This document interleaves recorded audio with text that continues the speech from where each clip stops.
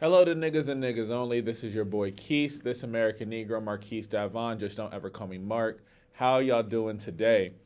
And today we are going to particularly be talking about rejection. And I don't like to talk about this shit, out loud in the ethos and whatnot, but I think it's super important as I'm gaining skills to deal with rejection, but hopefully it helps other black folks, other black men, black boys also understand how to navigate rejection, especially as it comes to our race and also our particular lived experience. So I hope that you enjoy this video. I'm looking forward to getting into it. But before we start this video, real quick, if you want to support me, make sure that you tap into my Patreon. Become a patron ASAP. Okay? You'll get exclusive news to events that are coming up. You'll be able to get discounts on events and merch when that also drops. I appreciate those who have already joined me in becoming patrons. You can join for as little as $2 a month, which is $24 a year. Or you can contribute something a little nicer. You know what I'm saying? I don't mind that. Thank you. Okay? Other than that, I appreciate you all for coming back. Thank you so much for rocking with me on this channel. And now, let's get started.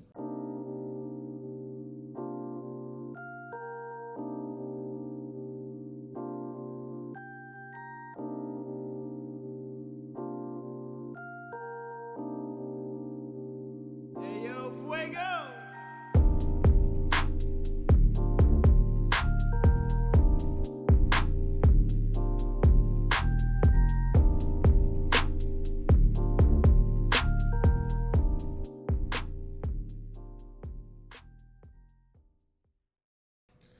So, thinking about rejection, this is something that can be like consuming. And I know as a black man dealing with rejection, this can come with insecurity. This can come with, is it due to my race? This can come with inadequacy, pain. This can bring up a bunch of different things for us. And it brings up a bunch of different things for us because we deal with a lot. We see these images in the media of black men being rejected by the world. We feel like we're not being cared for. But also, I'm not gonna act like we don't do our own crap, right? But I think it's an important conversation to have right now on how I personally dealt with personal rejection and also professional rejection. And that's really the world where I deal with this a lot. And I know, like for me, I didn't witness people handle rejection really well growing up. So I didn't know what was a healthy coping mechanism, what was a way to navigate this space, what was healthy, what was a healthy way to really go about like, yo, cool, this thing happened, and now here's how I handle it. Here's how I deal with it. Because I think overall as a society, I don't think, and I speak for black men, I speak from my particular experience, but hopefully it raises something in other black men as I talk. Like I want to be very particular in how I frame this too. But I didn't know how to process it. I didn't watch it be processed. And I think sometimes for us as black men, we're already dealt with a unique situation. So our idea of masculinity is not the same as everybody else's. We try to subscribe to this idea of masculinity, particularly white male patriarchal masculinity and what that thing looks like, but that's not us because we have different conditions, the way the systems are built, the way that racism operates. We don't get to operate in patriarchy and masculinity and participate in the way that we want to. We try to emulate it, but that kind of masculinity and patriarchy is all violent, right? What is keeping us so attached to safeguarding this level of violence that comes along with it? And I'm not just talking about the violence that goes to other people and any non-man. I'm also talking about the ones that we caused for ourselves. The idea of this, how we deal with and reckon with what masculinity is supposed to be and what's being sold to us, rather than what it actually is for our lived reality. Because black folks, it's still a matriarchal kind of space, even though we want it to be a patriarchal space. That's not the reality, whether we're thinking economically, socially, politically. Socially, we might have some clout because, we're still a man, so patriarchy still lifts us up. But also, in that same token, a man and masculinity and patriarchy tells us that we should always get what we want. And if we don't get it, we will find any way to get it. And that's not how that shit works. That's not the reality of what is healthy. That is not how any of this goes. So when we think about us supposed to getting whatever we want because we are obligated to get it, because we are told we're supposed to have this, because we are entitled to this, quote unquote, entitled to this, that's where I think we got to break down a lot of stuff. And that's when even I had to personally unlearn so much in terms of, oh, you're going to reject me? You're going to say no? What do you mean? Like, what? Whoa, what was me? Okay. And that nice guy thing only gets you so far. Like, I had to tell myself, Quise, it don't matter how nice you are. You are not entitled to anything in this world. Now, I can work for things and I can do a lot, but I am not entitled to these things. And because I never saw anybody actually deal with rejection in a way that felt good, in a way that felt healthy, in a way that was just like, oh, okay, like it's not as bad as I thought. As I got older, I had to really learn a lot. And you would know from the first video I had in terms of like dealing with setting boundaries in the workplace, I was a kid who was very calculated. Okay, I made sure I knew everything. I made sure I showed up the way I needed to, because at least that way you could not reject me as a black kid. You could not deny my talent. You could not deny my intellect. You could not deny what I did at work, in education, in anything. But I felt like as I got older, I had to figure out, what did this look like as I was exploring myself, as I was exploring romance, as I was exploring new professional careers, like all of these things. And I had to get comfortable with this idea of rejection because it came with so much. And there are places where I'm just like, oh, rejection is going to happen no matter what, right? I went to school for theater. Theater, you hear no's left and right. And there are the spaces where I'm just like, oh, okay, this no makes sense.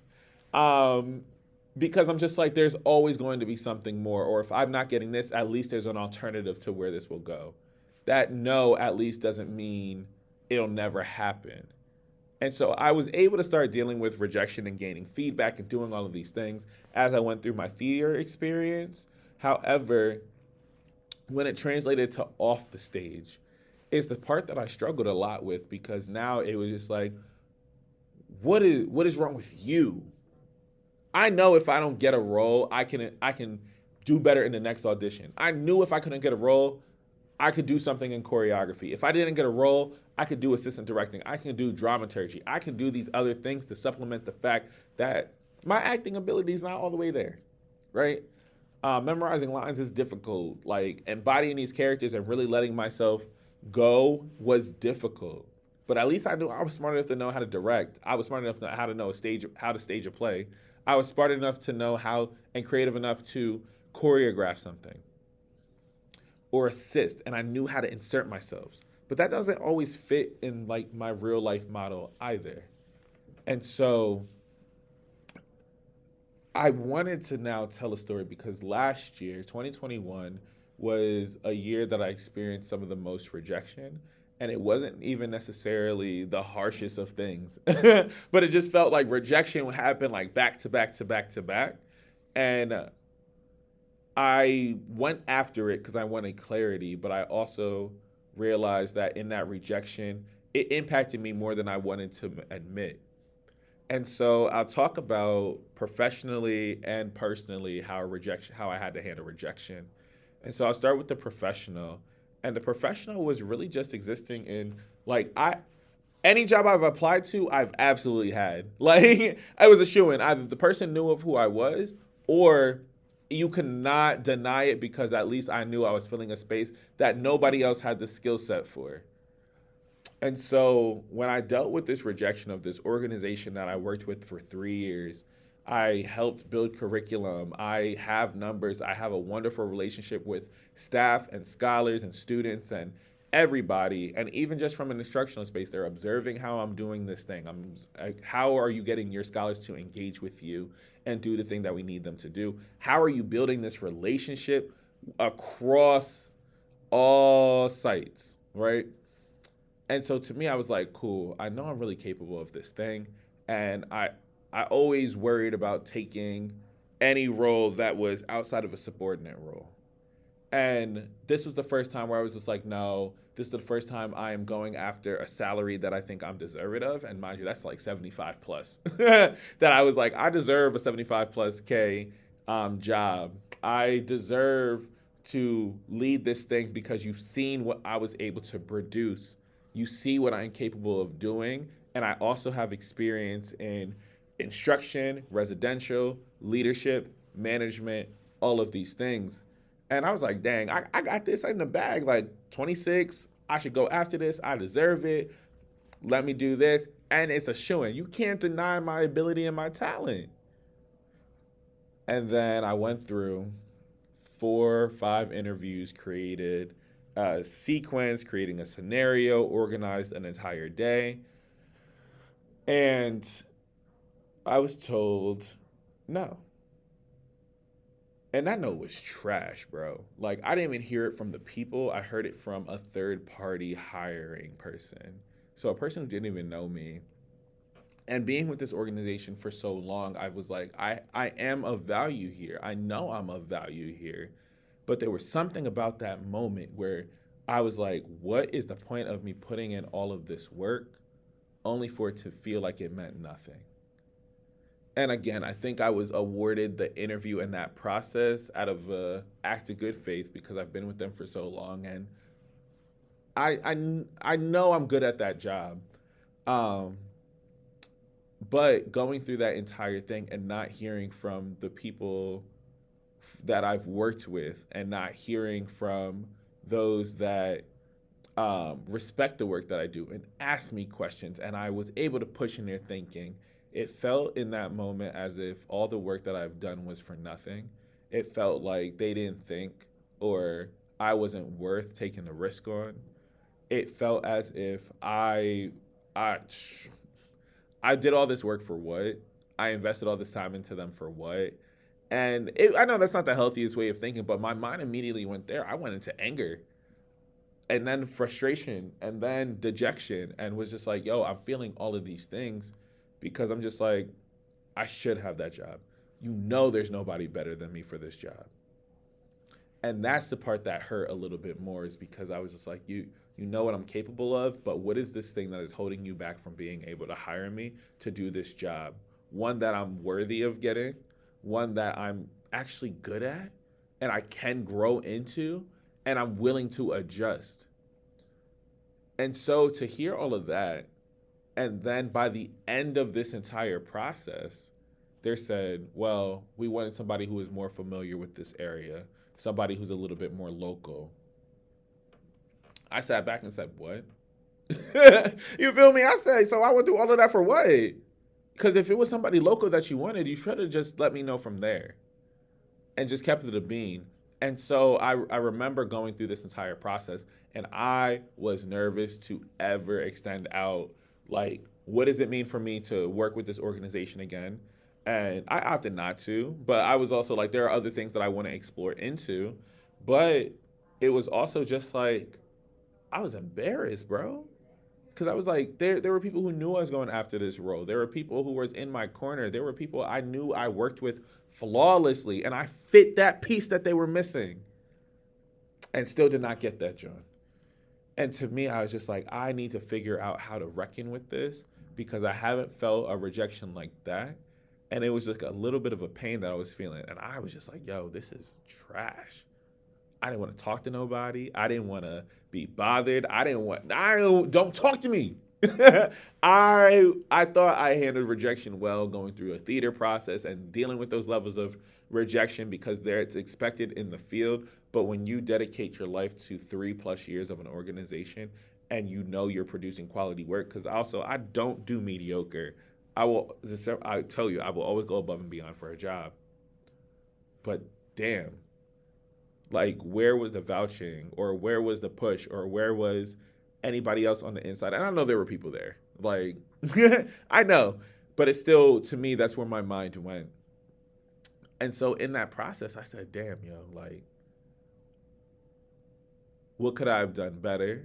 And these are all the things I'm going through before reminding myself of like, yo, it's not you, it's not this, it's not that. But I think I place so much expectation on myself, and even though there's a crap ton of people of color that work for this organization, I was just like, nah, they need a strong black man who is socially conscious, who is able to push kids, who is good at instruction, but knows every single piece of this thing. And to still not get it, said, this ain't sitting right with my spirit. It's not. So, yeah, I had to deal with that for a little bit because it was really a shot at my ego. It was a shot at my ability to perform and audition and explore new career opportunities and look for positions that were outside of subordinate roles.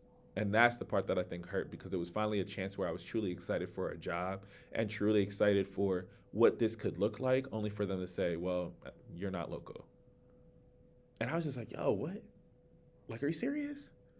And that hurt. And I had to admit that hurt, because I love this organization. I believe in their mission. I believe in the people. I love the people. I've been with them for the last few years. Like that one hurt a little bit more than I was expecting.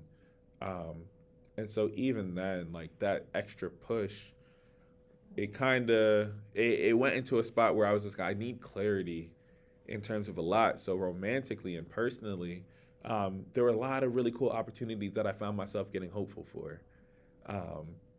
There was an award show that I was nominated for, and as much as I'm just like, these awards, like I'm happy just to be nominated, blah blah blah, it still sucked that I didn't get the award. Like there were still parts of it where I said, dang, all that work. But I know like that was like the least of my worries, but it was just like that added rejection. And then situationships that I happened to be in as well, where it was just like on and off for a year, 2 years, and just people where I was just like, I need to figure out like what this is, so this way I know how to move forward. And I think that's the part that really caught me off guard, was the fact that I was like, oh, this is still another no. This is another no and another no. And because of them no's all stacking up on top of each other, there was a part where I said, nah, I can't do this for a little bit. I really looked and I said, yeah, I know it's dealing with a lot of rejection, and I had to process through all of that rejection. And I'm able to talk about it because like now I'm talking back last year. So I had time to journal. I had time to think. But in that moment, I really was just like, oh, even when I put my heart out on a limb, I still got that no, and that no sucked. That no felt like, once again, I was not good enough. I was inadequate. It didn't matter how I showed up. It still was not going to be that thing where somebody else wanted me. And that rejection hurts. And again, I think that rejection also comes from growing up, single parent, all of these things. Like, are you going to fight for me in the way that I wanted you to fight for me? And I was putting that in stock of a job. I was putting that in stock of a potential relationship. So I found myself living in this space of complacency. And I found myself getting into the habit of living in this space of a gray area, because I didn't want to have to deal with the rejection. At least what I have right now feels good. At least what I have right now I can tolerate. At least what I have right now I can deal with. But through all of that rejection, I said, at least let me relieve expectation. So at least my heart won't ache a little bit. At least my pride won't hurt a little bit, whether personal or professional. And I had to learn how to sit with those no's. I had to learn how to understand it wasn't always about me. I had to understand, like, as a black man, it is okay to experiencing these levels of rejection. And I think the race part adds on top of it, because there just feels like there's this reinforcement in media that we're not wanted. There's this reinforcement in media that talks about desirability, that talks about that. And I admit, like, being a brown skinned man, you know, the red undertones, leaning on the darker side, you know, we out here. There's still like a level of rejection that we deal with, whether that's marriage, whether that's relationships, whether that's job opportunities, the ability to be promoted in these jobs. Because yeah, on television and media, let you find a brown skinned and dark skinned black man and make sure you know his body right, then we're accepted. But if we're also looking at statistics in terms of structurally where we end up, economically where we end up, we're still not all the way up there. Because I'm still threatening to those in power. Because I'm assertive, I'm still threatening to those who are in power. I'm not likable in the sense of like, oh, he will at least be agreeable. Like, no, I'm very firm in who I am. I'm very firm in my stance. I'm very serious about boundaries, making sure that those things are met, making sure that I am doing what I need to do to ensure that I can be as successful as possible at this job. But me being a leader also feels like a threat. There's still something about being a brown-skinned black man that still has this level of threat, whether it's in a structural space, organizational space, professional space. And that's the spot that I've really been having to navigate. That's a spot that a lot of us have to navigate because it's like, am I being too aggressive? And then how am I showing up in this space? Am I a threat to potentially like another black person in power? Because a lot of the times there's not a lot of, as we go up in the ranks, there's not a lot of us there. So now are we threatening that other person's spot? And that's a lot of people's mentality on this. Oh, you're threatening my spot because I should be the only one. And I've seen that a lot. Because me being capable, me being good at what I do means that you can keep me in a space if you're my boss or if you're somebody in a position of power, at least I can keep you at bay because you can be good at this thing, but you will never be a threat to my job. And that to me is a wild thing to experience working at majority black organizations, which I've had the privilege of working at majority black organizations since I've graduated from college. But it's also just like this weird space of having to learn how to cope with rejection and know that it's not steeped in who you are and how you're supposed to show up or anything like that. And so I hope me just sharing some of this like has something that you can relate to or something that you've seen or anything of the sort. But as much as I talk about all this stuff, I still want to make sure I leave you with at least something to kind of talk about or think about as you go through. I'm big into journaling, so I think about how I dealt with this rejection, what that process was like for me, how I'm still processing it, but also how to manage this idea of rejection. And so there's this thing, therapy for black men, and it's dealing with the fear of rejection. And they give a couple coping skills that I'm just like, yes. The first one is saying no to negative self-talk. That is so important to do because remember, you are still in the process. You are still learning. There's still more to it. And it's not all the time. It's not always you. Make sure you uplift yourself. I affirm myself every single morning. Figure out what that thing is. Number 2, feel how you feel. Ain't nobody gonna tell you you're not allowed to feel how you feel. Rejection hurts. Feel how you feel and then find somebody safe to express how you're feeling too. It's okay if you have that safe person that you got. Figure out who they are and talk about it. Because once you get that drawn off your chest, you like, oh, maybe they'll affirm you in a way you needed to be affirmed. Also, grieve those expectations. This is a spot I struggle with this all the time. Grieving those expectations. Oh, I should have had this. Oh, I really want this. Oh, I'm excited for this. Oh, this should be me. Oh, this should be. Yo, sometimes it's not. And that's okay. But take time for you to be able to grieve those expectations because at least at that point, you're now in a position that you can reckon with that feeling and understand what that means because you experience loss. It's loss and expectation, all of that. Feel how you feel. That's fine. And also negotiate if it's race or not. And then recognize it's not always about you. I was just like, dang, is it because I'm darker skinned? Is it because I'm this? Is it because I'm that? Is it because I'm too young? Is it because I'm based elsewhere? And yes, it was because I was based elsewhere. But reminding myself that this is not a reflection of my ability or capability to do this particular job. It's just recognizing that their expectation was looking for somebody who was more local, even though they allowed me to be in this space and go through that interview process. And then from there, don't lash out, yo. Like, I think it's hard for us not to project that onto other things and other people and other circumstances, but there ain't no need to lash out. once you find that person, you're able to express it. Yo, cool. It takes a little bit to kind of get over that hump, but do what you need to do. And then last but not least, yo, what were the positives of the process? Like, in that rejection of romance, I found more and more what I need to have clarity on in my next relationship. More and more in that professional space, I understand how a multi interview process works. I learned about putting together an asset map. I learned about putting together a full day of planning. I learned how to interview in with different facets. I learned how to ask questions in terms of salary and negotiating that. Because, baby, I did not sell myself short. People could have had 85K a year, and that was on. I said, hold up, who am I?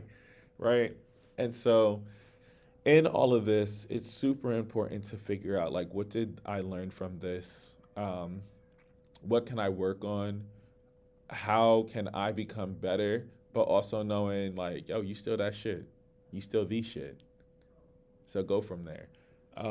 So I do hope that you've gained something. Let me know how you've dealt with rejection. If you feel like sharing in the comments below, I would love to know. I appreciate y'all coming back. I appreciate y'all rocking with me. This is your boy Quise. Peace.